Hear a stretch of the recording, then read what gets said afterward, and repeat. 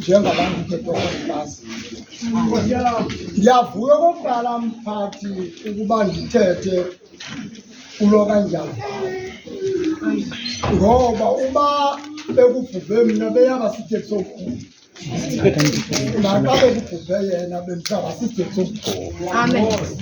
Ndimazi kakuhle ke apho sasikhulela khona, sakhula singamakhwenkwe amahlanu phaa entla kwendlela, imizi 15.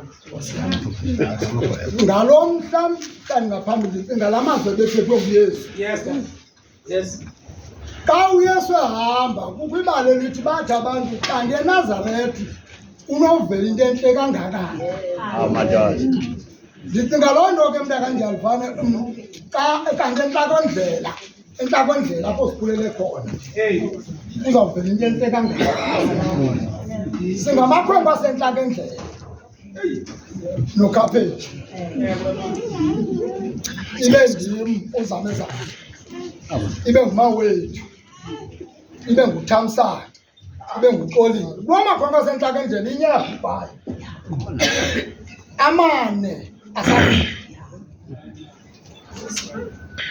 ke mnta kaNdyalvan nonkosikazi wakhe into endifuna uyithetha yile ithi namhlanje ubekwe bunkokelile yile nginginya zizoba ngomangqina akhe.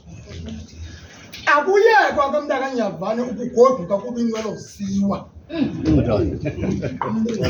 Le ndawo ubekwa kuyo ubukhokela ayilulanga, ngoba ngenye imini bathi abantu ulungile, ngenye imini bathi abantu awulunganga. Wena ke awuhambi naloo nto ungalungi kwakho nokulunga kwakho, uyinkokeli engaphezu kweenkokeli zonke ke. Kuthiwa namhlanje uzowuthandisela ubunkokeli. Inkokeli ke ayingomntu uhambe efumaneka kwizinto zonke zobomi. Inkokeli ke ayingomntu uphendula zonke into ezithethwa ngabantu. Ndiyaphinda ndithi akuyeka ugoduka kuba inqwelo zisiwa nozifile. Xa kuthiwa namhlanje nizowuthandisela ubunkokeli, kufuneka into yoba niyilungele loo nto okanye niyihlalele loo nto. Akufuneki nimamele izinto zonke ezizawuthethwa ngabantu. Abantu bazawuthetha izinto ngokwahlukana. Ngenye imini bazawuthi uyinja, ngenye imini bazawuthi ungumntu. Uzabe uzazi ke yona inja into enomsila, uzabe ungenamsila.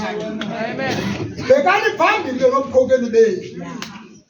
Uyabona ndinebali elikhulu kakhulu ngalo mfo kuthiwa ngukhaphetshu, ngoba ndicinga umntu omzalayo uyise unyude.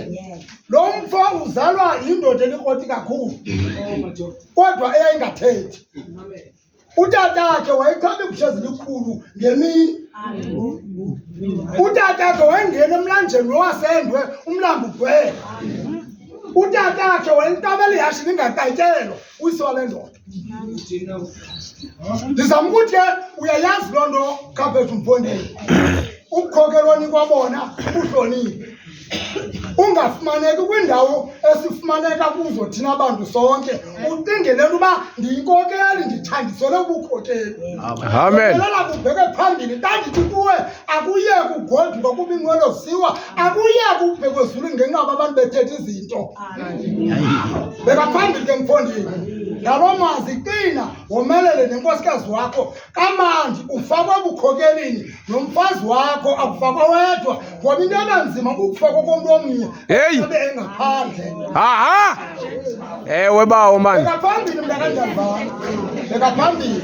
Bheka phambili nozinsilo, bheka phambili.